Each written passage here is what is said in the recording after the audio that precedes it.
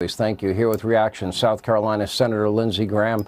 You know, when the FBI was the world's premier law enforcement agency, their top officials came out recently and warned our country and said that this is an invasion of military-age men. Iran, Syria, Egypt, Afghanistan, Russia, China. Are they coming here, in your view, because they want a better life for themselves and their families, Senator? Well, some are, but most are one thing in common, they're all coming here illegally. The young lady that was killed in Georgia, the nursing student, the person being charged with her murder, and everybody's innocent till proven guilty, was released into this country illegally by Joe Biden and his administration. They're abusing the law. Under the law, the Homeland Security Secretary can release people into the country on parole on an individual basis based on unique humanitarian need or a special benefit to the country. They're letting 30,000 people a month come in on blanket parole. That's a violation of the law. And this young lady's death, I think, was caused by the Biden administration breaking the law. And if I were her family and this guy actually did it, I would sue the hell out of the federal government, because the Biden administration has been breaking the law for over 2 years now when it comes to parole.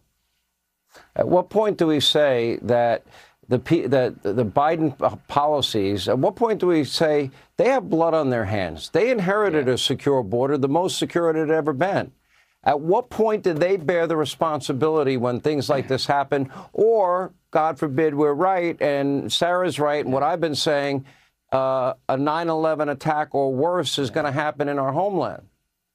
Well, I just got back from the border 2 weeks ago, and I hope in November we fix this. If you want this to stop, you better elect Trump. Biden is going to the border because he has to. Trump is going to the border because he wants to.